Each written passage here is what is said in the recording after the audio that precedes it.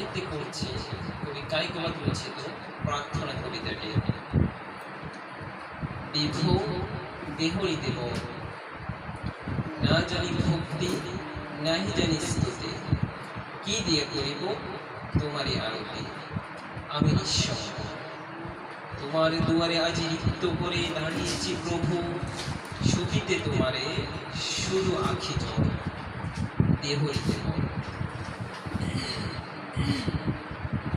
বিভো দেহরি দেব, দারিদ্র পেশনে বিপদের ক্রোড়ে অথবা সম্পদে সুখের সাগরে ভুলিনি তোমারে এক পল।